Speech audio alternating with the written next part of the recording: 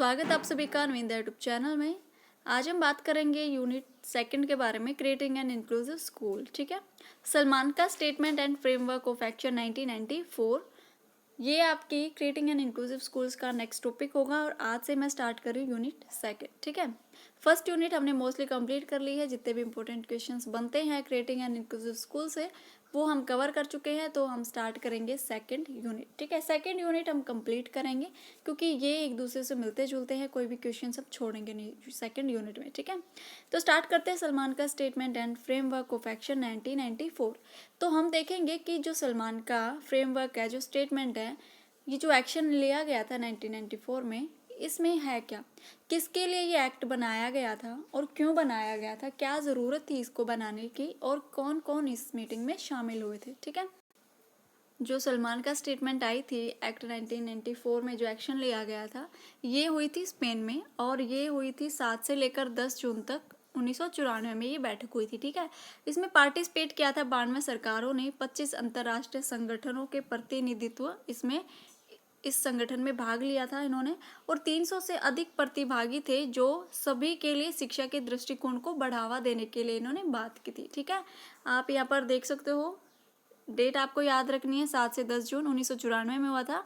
92 सरकार और 25 अंतर्राष्ट्रीय संगठन थे जो इस मीटिंग में शामिल हुए थे, और 300 से अधिक प्रतिभागी थे जो जिन्होंने पार्टिसिपेट किया था। उनका यही मानना था कि भाई जो शिक्षा है, जो राइट टू एजुकेशन है, वो सबको मिले, सबको शिक्षा का अधिकार मिले। ठीक है, सभी इसी के फेवर में थे। ओके, इस सम्मेलन में वरिष्ठ शिक्षा अधिकारी, ये बताया गया कौन कौन इसमें शामिल थे। ठीक है, इस सम्मेलन में वरिष्ठ शिक्षा अधिकारी, प्रशासकों, नीति निर्माताओं और विशिष्टवादियों, साथ ही संयुक्त राष्ट्र के प्रतिनिधित्व भी इसमें शामिल हुए थे। और साथ साथ हुए थे विशेष एजेंसी, गैर सरकारी संगठन जो एनजीओज हैं, इन्होंने भी इसमें पार्टिसिपेट किया था। और दान देने वाली एजेंसी भी इसमें शामिल थी, एनजीओज शामिल थे, संयुक्त राष्ट्र के प्रतिनिधि इसमें शामिल थे, वरिष्ठ शिक्षा अधिकारी इसमें शामिल थे। तो बहुत व्यक्तियों ने इसमें पार्टिसिपेट किया था, संगठनों ने इसमें पार्टिसिपेट किया था। और जो शिक्षा के लिए दान देते थे, जो ट्रस्ट दिया जाता था शिक्षा को, इसके प्रतिभागी भी इसमें शामिल हुए थे। और सभी का एक ही मत था कि भाई सबको समान शिक्षा मिले। ठीक है, किसी के लिए भी शिक्षा अलग ना हो, अलग स्कूल ना खोले जाए। चलो वो फिर आगे डिस्कस करते हैं। ठीक है, सम्मेलन में विशेष आवश्यकताओं, शिक्षा और कार्यवाही के लिए एक रूपरेखा में सिद्धांतों, नीति और व्यवहार का सलमान का पर चर्चा हुई थी। देखिए, ये जो सलमान का स्टेटमेंट है, जो बैठक हुई थी 1994 में, इसमें क्या था कि सभी के लिए शिक्षा हो, जिस चीज़ की भी आवश्यकता है, जिस भी स्टूडेंट्स को जिसकी नीड है, उस नीड के अकॉर्डिंग बच्चों को जो नीड्स है उनकी प्रोवाइड कराई जाए। स्कूल उनके लिए एक हों, अलग अलग स्कूल ना हो, भले ही वो नॉर्मल बच्चे हैं या फिर वो विकलांग बच्चे हैं जिनको हम दिव्यांग नाम दिया गया है। अब तो उनको दिव्यांग बोलते हैं, लेकिन उस टाइम पर इनको दिव्यांग नाम नहीं दिया गया था, तो उस टाइम पर इनको बोलते थे विकलांग या फिर डिसेबल्ड पीपल। ठीक है, तो शिक्षा के अधिकार से संबंधित मुख्य प्रावधान जो 1948 में सार्वभौमिक मानवाधिकारों की घोषणा के रूप में प्रत्येक व्यक्ति की शिक्षा के अधिकार में पुष्टि करते हैं, जो 1948 है, मानवाधिकार में शामिल है कि सभी को शिक्षा का अधिकार प्राप्त हो, सभी को समान शिक्षा मिले, कि कोई भी व्यक्ति शिक्षा से वंचित ना रह जाए। ठीक है, इस रूपरेखा में यह तय किया गया कि सभी विकलांग बच्चों को सामान्य बच्चों के साथ शिक्षा प्रदान की जाए। समावेशी शिक्षा या फिर समावेशी जो स्कूल है उसकी भी शुरुआत जो है वो यहीं से मानी जाती है। ठीक है, तो ये जो रूपरेखा है, ये जो बैठक हुई थी, ये जो एक्शन लिया गया था 1994 में, जो बनकर तैयार हुआ था, उसमें सबका ये एक ही मानना था, एक ही मत था कि भाई सभी को समान शिक्षा मिले, किसी के लिए भी अलग स्कूल ना हो, बल्कि नॉर्मल और विकलांग बच्चे एक ही स्कूल में पढ़े, ताकि नॉर्मल बच्चे भी ये ना सोचे कि विकलांग बच्चों के लिए अलग से स्कूल क्यों खोले गए हैं, और विकलांग बच्चे भी ये ना सोचे कि हमें ऐसा क्या है कि हमारे लिए अलग स्कूल है, ऐसी कौन सी फैसिलिटी है जो हम नहीं ले सकते, जो सामान्य बच्चों को दी गई है। ठीक है, तो इनका मानना यही था कि एक ही स्कूल बनाया जाए जिसमें बच्चों को एक ही छत के नीचे शिक्षा प्रोवाइड कराई जाए। तो इंटीग्रेटेड जो स्कूल्स हैं वो भी आई, इंटीग्रेटेड एजुकेशन आई, जिसमें सभी बच्चों को एक साथ बैठकर शिक्षा प्रोवाइड कराई जाए। ठीक है, हमने लास्ट जो फर्स्ट यूनिट थी उसमें डिस्कस कर लिया था इंटीग्रेटेड एजुकेशन क्या होती है और कैसे इंटीग्रेटेड स्कूल्स में बच्चों को शिक्षा दी जाती है। ठीक है, तो जो समावेशी शिक्षा आई थी या फिर जो समावेशी विद्यालय हैं जिसमें सभी बच्चों को एक साथ एक ही क्लास में बच्चों को बिठाकर शिक्षा प्रोवाइड कराई जाती है, भले ही वो विकलांग बच्चे हो या फिर नॉर्मल बच्चे हो, सबका यही मत था कि सबको एक ही क्लास में एक ही स्कूल में शिक्षा प्रोवाइड कराई जाए। ठीक है, तो जो सलमान का रूपरेखा है उसका क्या क्या बयान आया बैठक के बाद वो देखते हैं। ठीक है, फर्स्ट है प्रत्येक बच्चे को शिक्षा का बुनियादी अधिकार है, मतलब प्रत्येक बच्चे को शिक्षा मिलना ये उनका एक अधिकार है, मौलिक अधिकार है। ठीक है, प्रत्येक बच्चों की अपनी विशिष्ट आवश्यकताओं, विशेषताओं, रुचियों, क्षमताओं तथा सीखने की आवश्यकता होती है। तो इनका मानना है कि प्रत्येक बच्चे की जो इंडिविजुअल डिफरेंसेस होती है, सब में सीखने की जो क्षमता है वो अलग अलग होती है। कोई कैसे सीखता है तो कोई अलग अलग तरीके से सीखता है। ठीक है, कोई देख के, सुन के, कोई इंडिविजुअल साधनों से सीखता है। तो बच्चों को उनकी नीड के अकॉर्डिंग हमें शिक्षा प्रोवाइड करानी चाहिए, ये है सलमानका के अकॉर्डिंग। ठीक है, उसके बाद है शिक्षा सेवाओं की विविध विशेषताओं और ज़रूरतों को ध्यान में रखना चाहिए। बच्चों को जो भी नीड है या फिर स्कूल को जो नीड है बच्चों को एजुकेशन प्रोवाइड कराने में, जो भी फैसिलिटीज़ चाहिए हैं, अलग अलग विशेषताएं हैं स्कूल्स की या फिर बच्चों की जो अलग अलग ज़रूरतें हैं, उनके अकॉर्डिंग बच्चों को एजुकेशन प्रोवाइड कराए। और ये एक स्कूल की जिम्मेदारी है कि इन सब चीज़ों का स्कूल ध्यान रखे। ठीक है, जिन लोगों की विशेष शैक्षणिक जरूरतों की पूर्ति हो उन्हें नियमित स्कूलों तक पहुंचाया जाए या फिर पहुंचना चाहिए। जो बच्चे विशिष्ट हैं, मतलब जो विकलांग बच्चे हैं, उनकी क्या क्या ज़रूरतें हैं और उनकी पूर्ति कैसे हो, ये सब भी हमें ध्यान रखना है। स्कूल को ध्यान रखना है, गवर्नमेंट को ध्यान रखना है। ठीक है, तो ये भी इसमें रखी गई थी बात। उसके बाद है समावेशी शिक्षा से युक्त नियमित स्कूल, भेदभावपूर्ण दृष्टिकोण स्वागत तथा समावेशी समुदाय के निर्माण तथा सभी के लिए शिक्षा प्राप्त करने के प्रभावी एक तरीका है। तो इनका मानना है कि जो समावेशी शिक्षा है, समावेशी शिक्षा में क्या विकलांग और जो नॉर्मल बच्चे हैं सबका समावेश होता है, सबको समान शिक्षा प्रोवाइड की जाती है समावेशी शिक्षा में। तो कोई भी स्कूल भेदभाव ना करे बच्चों में एडमिशन देते हुए कि ये बच्चा जो है नॉर्मल है और ये बच्चा विकलांग है, तो हम सिर्फ नॉर्मल बच्चों को अपने स्कूल में बिठाएंगे, पढ़ाएंगे, उनको शिक्षा प्रोवाइड कराएंगे। भेदभाव नहीं करना है किसी भी स्कूल को, नॉर्मल बच्चों को और विकलांग बच्चों को साथ में दोनों को एक ही क्लास में एडमिशन देना है। और इस कमेटी का ये जो गठन हुआ था, ये जो कमेटी बैठी थी, इनका यही कहना था कि कोई भी स्कूल भेदभाव बच्चों में नहीं करेगा।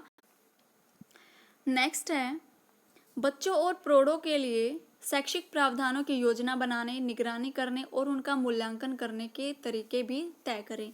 इनका कहना है कि जो बच्चे हैं, सिर्फ बच्चे ही नहीं बल्कि जो प्रौढ़ हैं, मतलब जिनकी एज ज़्यादा हो गई है, जो जिनकी एज ज़्यादा है, ओल्ड एज वाले, उनको भी शिक्षा प्रदान करने का हमारा कर्तव्य है। अगर कोई शिक्षा प्राप्त करना चाहता है तो उनके लिए भी हम जो फैसिलिटीज़ हैं वो प्रोवाइड कराएंगे। आपने देखा होगा प्रौढ़ शिक्षा केंद्र भी खुले हुए हैं। तो इनका यही मानना था, सलमान का स्टेटमेंट जो एक्शन बैठा था, कि हम सभी के लिए शिक्षा जो है वो प्रोवाइड कराएंगे। हम ऐसे प्रावधान बनाएंगे, ऐसी योजनाएं बनाएंगे कि सब तक शिक्षा जो है वो पहुंच सके। ठीक है, विकलांग बच्चों के माता पिता और संगठनों की सहभागिता के लिए प्रोत्साहित करें। ऐसे पेरेंट्स और ऐसी सोसाइटी को हमें अवेयर करना है इन बच्चों की पढ़ाई के लिए। ठीक है, उनको जागरूक करना है, उनको प्रोत्साहित करना है कि ये बच्चे भी पढ़ सकते हैं, नॉर्मल बच्चों की तरह भी ये आगे बढ़ सकते हैं। ठीक है, कोई भी स्कूल इन बच्चों को एडमिशन से इनकार नहीं करेगा। कोई भी स्कूल विकलांग बच्चों को अपने स्कूल में एडमिशन के लिए मना नहीं कर सकता। ये सलमान का स्टेटमेंट में लिखा गया है, बताया गया है, जो भी मीटिंग हुई थी, कि भाई देखो कोई भी स्कूल इन स्टूडेंट्स को अपने स्कूल में एडमिशन के लिए मना नहीं करेगा। पहले क्या था कि स्पेशल एजुकेशन प्रोवाइड कराई जाती थी स्पेशल स्कूल्स में। जो भी विकलांग बच्चे होते थे उनके लिए ये था कि अलग से सब कुछ इनका अलग है, स्कूल भी इनके लिए अलग है, टीचर भी इनके लिए अलग है। लेकिन सलमान का स्टेटमेंट ये कहता है कि भाई समावेशी शिक्षा हमें अपनानी चाहिए और नॉर्मल बच्चों के साथ ही विकलांग बच्चे पढ़ सकते हैं। इनको भी अपनी शिक्षा प्राप्त करने का अधिकार है और नॉर्मल एजुकेशन प्रोवाइड करने का इनका भी अधिकार है। ठीक है, उसके बाद है सरकार की क्या भूमिका है। जो भी स्टेटमेंट आई थी सलमान का स्टेटमेंट जो एक्शन लिया गया था 1994, उसमें गवर्नमेंट का क्या रोल है, गवर्नमेंट क्या करेगी इन बच्चों के लिए एजुकेशन प्रोवाइड कराने में। ठीक है, तो गवर्नमेंट का रोल है बजट और नीतियाँ ऐसी बनाए कि समावेशी शिक्षा को बढ़ावा मिले। ऐसी नीतियाँ, ऐसे नियम लागू कर सकती है सरकार, ऐसे कानून बना सकती है कि समावेशी को बढ़ावा मिले। स्कूल्स को प्रमोट कर सकती है, स्कूल्स को अवेयर कर सकती है कि भाई समावेशी को बढ़ावा दो और जितने भी स्टूडेंट्स आते हैं, विकलांग बच्चे हैं या फिर नॉर्मल बच्चे हैं, उनको एक साथ आप क्लास में पढ़ाओ। ठीक है, उसके बाद है माता पिता सामाजिक समुदाय को विकलांगता के प्रति जागरूक करना ताकि सभी बढ़ चढ़कर इसमें भाग ले सके। पेरेंट्स को, सोसाइटी को हम अवेयर कर सकते हैं। हम क्या मतलब सरकार की जिम्मेदारी है, सरकार का ये रोल है कि पेरेंट्स और सोसाइटी को अवेयर करे। ठीक है, उसके बाद अध्यापकों को बढ़ावा देना, सामान्य बच्चों के साथ विकलांगों को पढ़ाने के लिए विशेष अध्यापकों की व्यवस्था करना। अब जब नॉर्मल बच्चे और विकलांग बच्चे, जो डिसेबल्ड बच्चे हैं, साथ में बैठेंगे तो कुछ बच्चे ऐसे होंगे जिनको स्पेशल टीचर की ज़रूरत होगी। तो जो गवर्नमेंट है उसका ये रोल बनता है कि ऐसे इंस्टीट्यूट खोले जहाँ पर विशेष बच्चों के लिए टीचर्स को हम तैयार कर सके, स्किल्ड टीचर हम उनके लिए प्रोवाइड करा सके। तो उनके लिए जो ट्रेनिंग है, जो टीचर को ट्रेंड किया जाता है, टीचर को जो स्किल्ड तैयार की जाती है बच्चों को पढ़ाने के लिए, स्पेशल बच्चों को पढ़ाने के लिए, तो गवर्नमेंट का ये रोल है कि अच्छे से अच्छे टीचर्स वो प्रोवाइड करे बच्चों के लिए। ठीक है, उसके बाद है शिक्षा प्रणाली में सुधार लाना ताकि सभी छात्र समावेशी शिक्षा के सिद्धांत को अपना सके। ठीक है, उसके बाद है सभी बच्चों को एक विद्यालय में दाखिला देने के लिए समावेशी शिक्षा के सिद्धांतों को अपनाएं। एक स्कूल अपना सकता है समावेशी शिक्षा के सिद्धांत को ताकि सभी बच्चे एक ही क्लास में पढ़ सके। ये गवर्नमेंट का रोल है। अब वो गवर्नमेंट कैसे अप्लाई करती है इस चीज़ को, ये गवर्नमेंट के ऊपर है। ठीक है, विशेष आवश्यकता वाले बच्चों की पहचान करें और उनकी आवश्यकता के अनुसार सुविधाएं भी पहुंचाई जाएं। ठीक, नेक्स्ट, सभी के लिए शिक्षा के कार्यक्रम में अंतर्राष्ट्रीय सहयोग पर जोर दिया गया।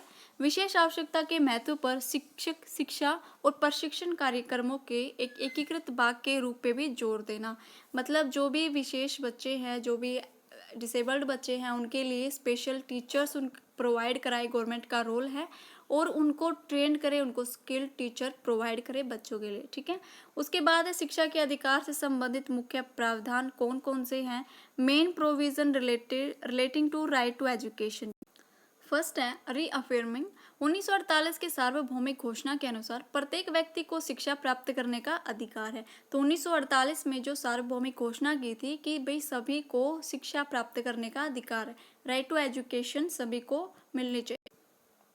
1990 के विश्व समुदाय द्वारा शिक्षा पर आयोजित विश्व सम्मेलन में दिए गए निर्देश के अनुसार व्यक्तिगत विभिन्नता के आधार पर शिक्षा प्राप्त हो। अब इंडिविजुअल डिफरेंसेस है, कोई बच्चा कैसे सीखता है तो कोई अलग तरीके से सीखता है। ठीक है, तो सब में सीखने की जो क्षमता है वो अलग अलग होती है, सभी एक तरीके से नहीं सीखते हैं। तो उसी के हिसाब से टीचर भी अपने मेथड्स को यूज़ करते हैं, चेंज करते हैं, क्योंकि टीचर को पता होता है क्लास में कौन सा बच्चा किस हिसाब से सीखता है, क्योंकि सभी में सीखने की जो क्षमता है वो अलग अलग होती है। आप जितने भी स्टूडेंट्स अभी सीख रहे हो तो सब में सीखने के जो तरीके हैं या फिर सब में सीखने की जो क्षमता है वो अलग अलग है, क्योंकि एक टीचर क्लास में पढ़ाता सभी को एक जैसा है, लेकिन कोई बच्चा कैसे किस वे में उसको सीखता है वो उसकी एबिलिटी पर डिपेंड करता है। ठीक है, तो 1948 के अनुसार कि जो शिक्षा का जो राइट टू एजुकेशन है वो सबको प्राप्त हो और इंडिविजुअल डिफरेंसेस के आधार पर हमें शिक्षा प्रोवाइड करानी चाहिए बच्चों को। ठीक है, नेक्स्ट रिकॉलिंग। जो भी अधिकार दिए गए थे बच्चों को शिक्षा प्राप्त करने के 1948 में, 1990 में इंडिविजुअल डिफरेंसेस के आधार पर बच्चों को शिक्षा प्रदान की जाए, ये भी बात की गई थी।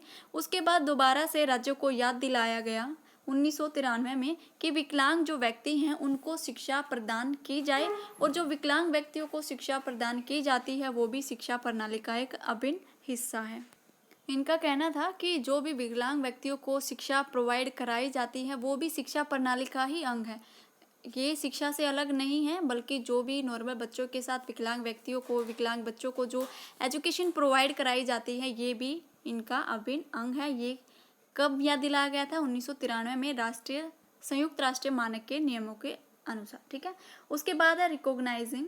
विश्व सम्मेलन में अनेक सरकारों, विशिष्ट एजेंसी और अंतर सरकारी संगठनों के उचित स्तरीय प्रतिनिधियों ने अपनी भागीदारी दिखाई। शिक्षा की पहुंच में सुधार करने के प्रयास में सरकार की भागीदारी में वृद्धि और समर्थन समुदाय ने विशेष रूप से विकलांग व्यक्तियों की शिक्षा पर जोर दिया। किस किसने? विश्व सम्मेलन में अनेक सरकार इकट्ठी हुई, अलग अलग सरकार इकट्ठी हुई, विशिष्ट एजेंसी जो स्पेशल एजेंसी हैं वो इकट्ठी हुई, अंतर्राष्ट्रीय स्तर पर जो सरकारें हैं, जो संगठन हैं, वो इकट्ठा हुए और बात की इन्होंने कि सभी को एजुकेशन प्रोवाइड कराया जाए। विकलांग व्यक्तियों की जो शिक्षा है उस पर इन्होंने जोर दिया था। ठीक है।